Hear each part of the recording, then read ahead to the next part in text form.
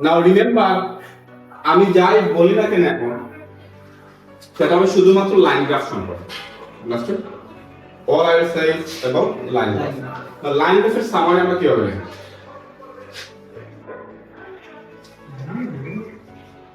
Introduction তো আমরা শিখলাম না, সামারি।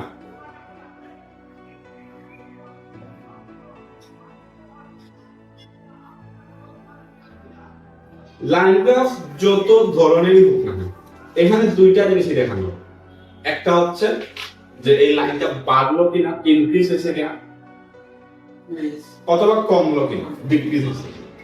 সামারিতে আমরা আমাদের কি করতে হবে, এখানে বলা আছে সামারিতে কি করতে হবে, বলা আছে summarise the information by selecting and reporting main features. Main ফিচারগুলো সিলেক্ট করে রিপোর্ট করার মাধ্যমে এটাকে আমরা সামারাইজ করব। অলরাইট, তো সামারিতে আমরা শুধু এই মেইন ফিচারগুলো লিখব, যে কোনটা কোনটা বাড়ছে আর কোনটা কোনটা কমছে। দুই আন্ডারস্ট্যান্ড? শুধুমাত্র ইনক্রিজ এন্ড ডিক্রিজ। এই যে ইনক্রিজ ডিক্রিজ লেখা, এই লেখার যে ল্যাঙ্গুয়েজটাকে বলে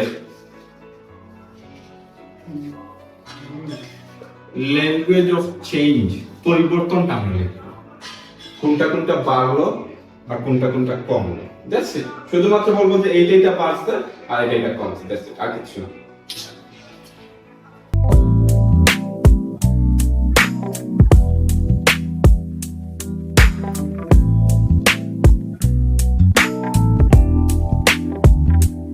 এই উপরের যেটা আছে এটা হচ্ছে রোড, তাই তো? তারপর ডট ডট হচ্ছে ওয়াটার, তারপর হচ্ছে রেল, তারপর হচ্ছে পাইপলাইন। এগুলা কি? The graph below shows the quantities of goods transported in the UK between 1974 and 2002 by 4 different modes of transport. তাহলে এই চারটা জিনিসের ট্রান্সপোর্টের ধরন, রোডওয়েতে নাকি পানিপথে নাকি রেলওয়েতে নাকি পাইপলাইনের মাধ্যমে। অলরাইট, সো রোডওয়েতে যে ট্রান্সপোর্ট হইছে এটার পরিমাণ 1974 থেকে 2002 সাল পর্যন্ত বাড়ছে না কমছে? বাড়ছে। ওকে, ওয়াটারের ক্ষেত্রে দেখো, ওয়াটারও 1974 সালে 40 ছিল, ইভেন্চুয়ালি 2000 সালে গিয়ে 40 এর বেশি বাড়ছে, তাই তো? ওকে, আর রেল লাইনটা 40 থেকে শুরু হয়ে 40ই রয়েছে। ওকে, অলরাইট, কমছে আবার সমান আছে। বাট ইভেন্চুয়ালি কি হয়েছে, ওভারঅল কি হয়েছে, দাগাতেই হয়েছে। আর পাইপলাইনের ক্ষেত্রে সেটাও কি হয়েছে, বাড়ছে। তাহলে এখানে তিনটাই বাড়ছে আর একটা জায়গাতে রয়েছে। তো আমরা সামারি লেখার সময় কোনটা কোনটা বাড়ছে এগুলো লিখব। আমরা লিখব the number of goods transported by road, water and pipeline increased, okay, and by rail went through ups and downs, উপর নিচে হয়েছে, but eventually remained same। এগুলো আমরা পরবর্তীতে আসবো। remain same মানে একই। তো এই জিনিসগুলো শুধু আমরা মেনশন করব, কোনটা কোনটা বাড়লো আর কোনটা কোনটা কমছে, দ্যাটস ইট, আর কিছু না। ও আরো আছে। এরপরে আমরা দেখব এনিথিং নোটিসেবল। সো কি কোনটা কোনটা বাড়লো আর কোনটা কোনটা কমলো, এই জিনিসটা আমরা লিখলাম। তারপর লেখার পর আমরা দেখব যে আর কিছু নোটিসেবল আছে কিনা। নোটিসেবল মানে বুঝো তো? নোটিসেবল মানে কি? লক্ষণীয়। ওকে, এই গ্রাফটা কিন্তু থাকাও তো সবাই, যত এই যে আমরা বললাম যে এইটা বাড়ছে আর এটা জায়গায় রয়েছে, আর কিছু নোটিসেবল আছে কিনা, আর কিছু লেখার মতো মেনশন করার মতো আছে কিনা এই গ্রাফে লেখা কি আছে না। মিলিয়ন টন হচ্ছে এই নাম্বারগুলো, তার মানে 20 মানে হচ্ছে 20 মিলিয়ন টন, 40 মানে হচ্ছে 40 মিলিয়ন টন, ঠিক আছে? ওইটা বাট গ্রাফটার দিকে তাকায় আর কি কিছু মনে হয় যে আর কিছু আছে মেনশন করার মতো গুরুত্বপূর্ণ? রেল ওভারঅল সিনথেসিস, এটা তো আমরা লিখলাম অলরেডি যে সবগুলা বাড়ছে, রেল ওভারঅল সেম ছিল। ওকে, আমি হেল্প করব, একটু হেল্প করব। খেয়াল করে দেখবা যে রোড এবং ওয়েতে যে ট্রান্সপোর্টটা এটা সব সময় সবার থেকে বেশি ছিল। ভুল নাকি সত্য?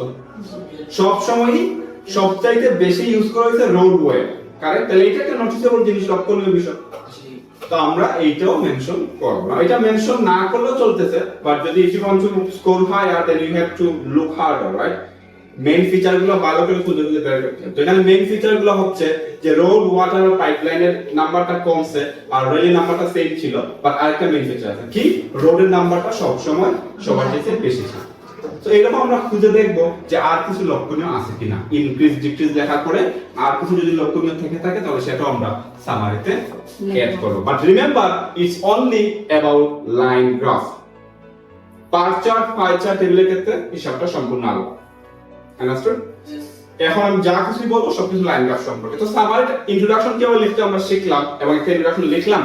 সামারিতে কি কি লিখতে হবে সেটা আমরা দেখলাম। Now what about body paragraph 1 and body paragraph 2?